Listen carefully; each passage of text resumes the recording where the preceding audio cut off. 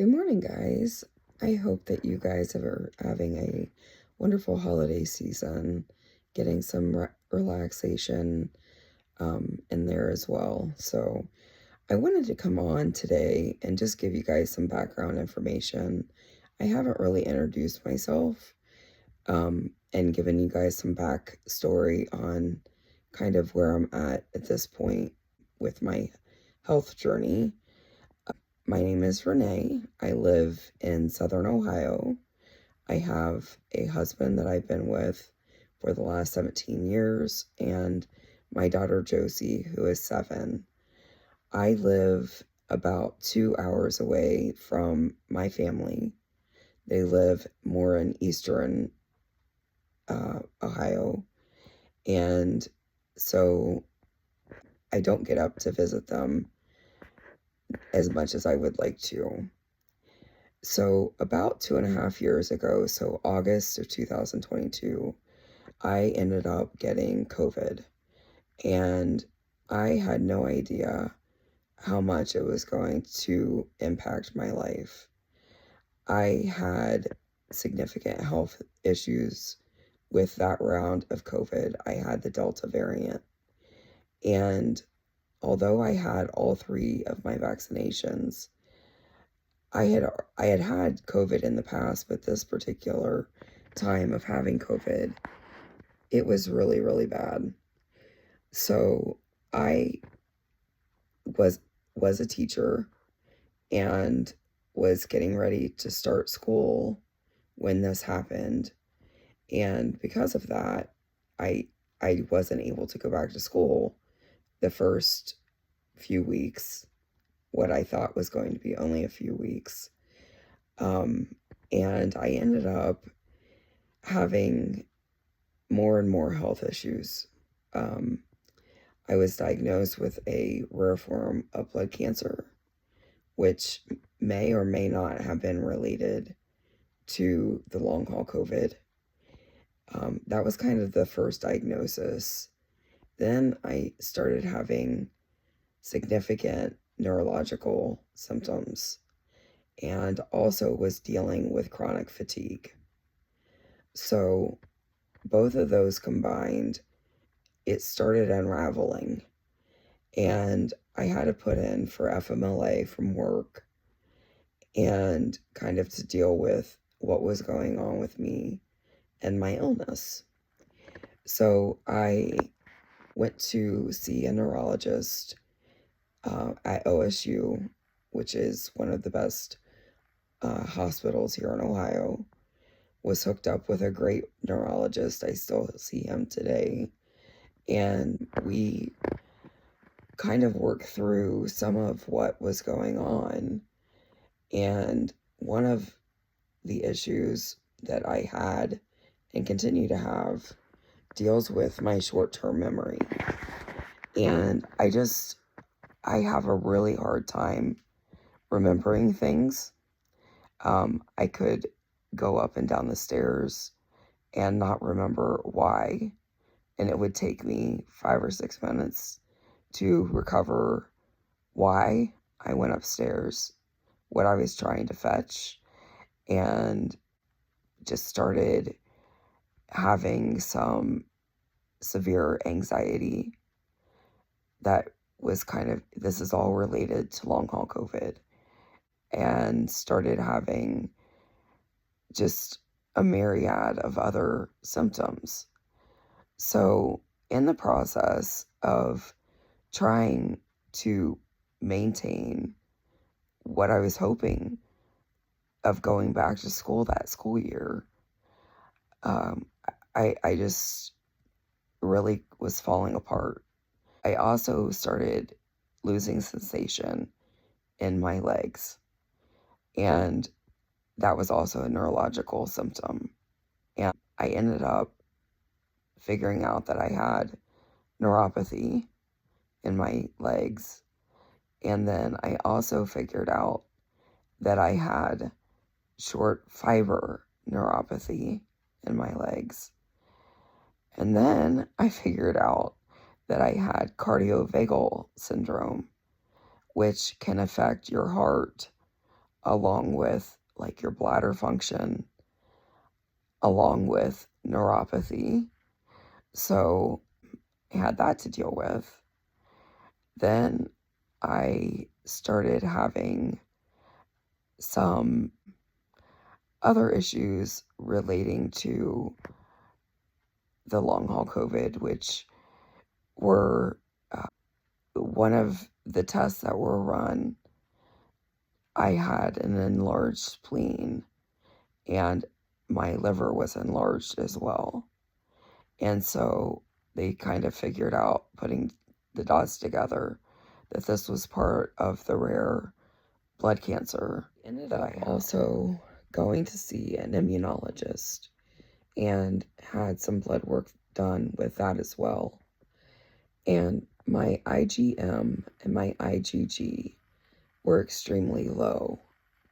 So as a result, I started taking weekly immunology infusions, and it has not completely taken the symptoms away. But after that diagnosis, and with the pressure from work and physically not being able to do it, mentally not being able to do it, I determined that the best course of action with work was to put in my notice that December the 31st of 2022, I would be stepping away from teaching. And stepping away from teaching, I had extreme grief. I felt lost. I felt like I didn't have a sense of purpose and was really just dealing with the myriad of health issues that continued to come as a result of the long haul COVID. I have daily migraines, which are another neurological symptom, and I'm on 2 different types of migraine medications. Every day I wake up with a migraine, and I take one of my migraine medications in the morning about an hour before I plan on getting out of bed in order to get my migraine to go away. And most days it does go away within about an hour and I'm able to function. However, there are days that the migraines are so bad that they don't go away. And on those days, I'm not able to function and I end up having to stay in bed all day, because if you've ever had a migraine, there's other symptoms that come with it. First and foremost, nausea. And I become extremely nauseous and I'm just not able to be in bright spaces or have light coming in that affects the migraine and makes it kind of worse. So that's another one of the neurological symptoms that I'm dealing with. So around February of 2023, I started seeing a long haul COVID specialist at OSU. And the doctor was extremely helpful in trying to figure out what all was going on. I got placed into a test study that tracks my new diagnoses, the new doctors that I see, the new medications that I'm put on. Because basically what they're trying to do, OSU is a research hospital, and they're trying to see the effects that long haul COVID has on people and things that can be linked to long haul COVID. The long haul COVID specialist did a number of tests, and she determined that one of the things that she was concerned about was something called POTS. Because when I get up in the mornings, especially, or go from a seated position to getting up, I typically get dizziness. And so I had a tilt table study done to determine whether or not I had POTS.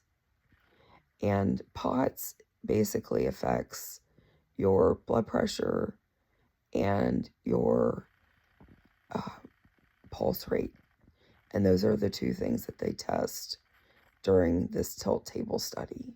So after having the tilt table study, it was determined that I do have POTS, and it is directly related as well to the long haul COVID. So I was really just having a hard time with all of these diagnoses, along with the grieving process of coming to terms with my health status and not being able to have a full-time teaching job. So little by little at that point, I determined that I needed to find different ways to bring in income into our household so that I could cover my part of the expenses. And that is where I started getting items from BidFTA, which it's bidfta.com. They do have an app. It's basically an auction site where you bid on items and you get them for a very discounted price. And I'll create a video separately about BidFTA, but this is where I started buying a lot of items and started accumulating things to resell on eBay, Poshmark, and Mercari. And this is part of where the disaster started happening in the garage. After losing the ability to drive at that point, my parents came and stayed with us for about 3 months and was helping to take care of not only myself, but also Josie. And we were able to kind of form a team based on my ability to help at the house, along with I was still trying to earn income and just trying to deal with everything that was going on. About this time as well, I started iron infusions, and now I do iron infusions in basically rounds. So I do 5 rounds of iron infusions where I have to go 2 times a week to have the infusion, which takes 4 to 6 hours. And then also, it lasts for 5 weeks. So that's 2 days a week doing 4 to 6 hours of iron infusions. And that's to help with the extreme fatigue that I experience. Around March of 2023, I started having shortness of breath, and I started seeing a pulmonologist. And I had, it was determined, I did the walk study, which is basically a very easy test to determine whether or not you need to be put on to oxygen. And I failed that study within 30 seconds. So I now do oxygen during the night, especially because I did a at-home sleep study to determine if I had sleep apnea. And I don't have sleep apnea, but what does happen is my oxygen dips to very low levels at night, even with the oxygen. So I am currently waiting to have a in-hospital study completed so that I can get a CPAP. And even though I don't have technically sleep apnea, I need to have a better source of oxygen at night when I sleep because of my oxygen dipping. Around June or July of 2023, I finally felt like I was doing better. I was able to drive again, and which relieved the pressure from my parents. My dad's in his 80s, and my illness was really taking a toll on him. And so I knew at that point that I needed to allow them to go back home so that they could get what they needed to get done. And so I started feeling better. I was starting to manage these symptoms, and for about a month or two was managing things. But then in September of 2023, I had a mini stroke. I started to have loss of bodily function as a result of the mini stroke. And also, once again, it affected me neurologically. And it took quite a few months to recover to a point of being able to take care of myself and my daughter. So during this period from about September to November, my parents once again had to move in with us because I couldn't drive. I started to have more and more falls. These weren't just monthly, they were happening daily. And I live in a tri-level home, and I would trip sometimes going down the stairs, just like my leg would give out, and also tripping up the stairs. So I started having some hip issues, and finally, after several months, my hip issues started to fade away. And I thought, boy, I'm starting to feel a little bit more like myself. And I was able to function slowly but surely. I was able to function again. It wasn't until June of 2024 that they would figure out what was going on with my hip and my leg.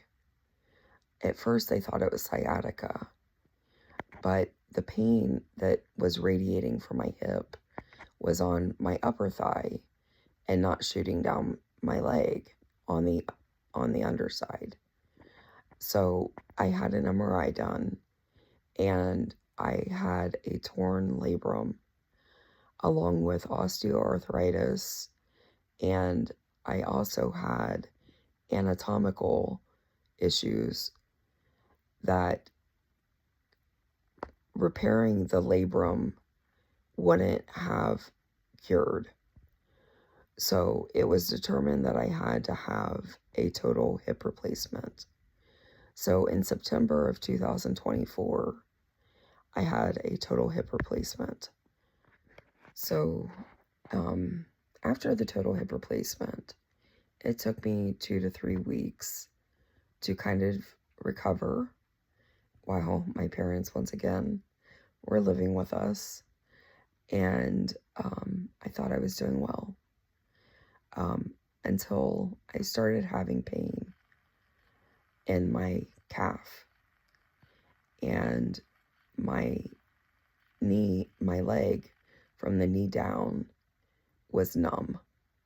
So I didn't know what to think of that. I kept thinking, oh, it'll get better. It's going to go away. And finally, after several nights of not sleeping, I went back to the emergency room to figure out what was going on, because definitely something was amiss. So during that emergency room visit, they figured out that I had a blood clot or a DVT that was in my perennial artery. It was about 3 inches long, and it was drastically reducing my blood flow in my leg. And they put me on I'm trying to remember if this is when I was put on yes. So at this point, I was put on to Xarelto, which is a blood thinner. And that's pretty much what they did for me for my leg. I was in extreme agony with this blood clot. I've never experienced pain like this before, and it's like having a Charlie horse 24/7. It never goes away. That feeling of tightness in my leg never went away. I had numbness from the knee down, and I started having sprains and strains on my foot and also in my knee. And as a result, I just started falling. During one of the falls, I ended up falling up, going up my steps, and my knee landed directly on the corner of our hardwood flooring. I crushed my kneecap, I tore my MCL, and then I also ended up causing an impingement that affected my peroneal nerve. So once again, I ended up having severe leg issues on my right leg, which was also the leg that I had my hip surgery done. So from September until now, I've been in extreme pain with my leg. I've not been able to sit for long periods of time. I've not been able to stand for long periods of time. Walking has become an issue. I use a walker now. And so that is part of what has been going on as well. And then in November of this year, I was hospitalized with pneumonia and sepsis. So it has just been, let's just call it a joyride, okay? During the last 2.5 years, it's been really rough. I know that I'm forgetting things. I currently see 15 plus specialists at OSU on a regular basis to deal with my health complications. It's a full-time job. But during all of this, the one thing that I continued to have was hope. Hope that my situation and my health would get better. Hope that I could return back to the classroom in some capacity. Hope that I could continue to earn an income through the trials and tribulations that I was having with my health, and to keep my family afloat during this incredibly difficult period of time. And so while some things I've just had to let it go, when you're in a health crisis time and time and time again, you control and try to do what you can do versus focusing on the things that you just can't. And that is why the garages have become the way that they are, and my house needs an extreme declutter. Not that it's dirty and not that things aren't put away, but there's things that we can get rid of. So I just wanted to kind of give you guys a recap of where I've been and what I've gone through these last 2.5 years. It's been hard, but there's hope. And keeping a positive mindset has been essential. I have a therapist that I speak to weekly, and she has been a godsend.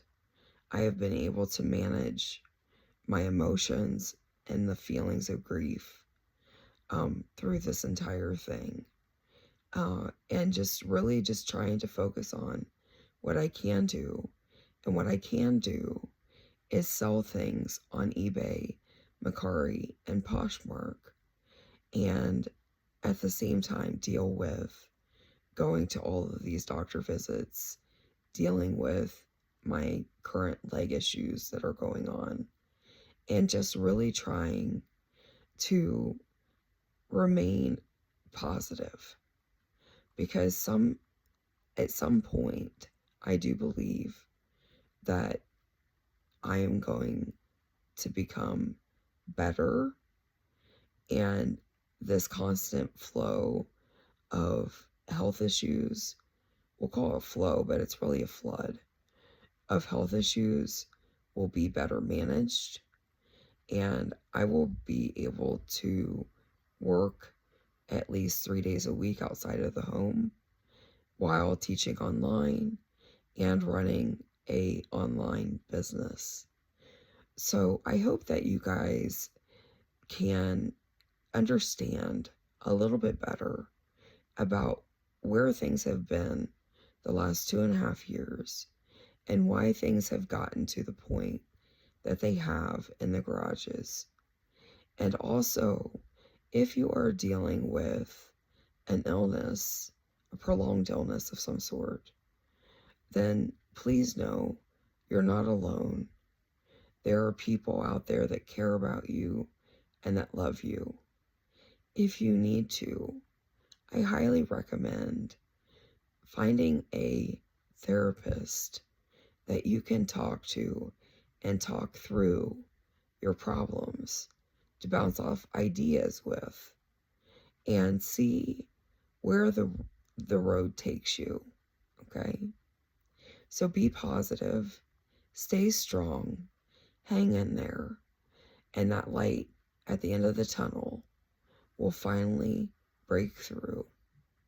And I just hope that all of you guys have a positive and magical new year.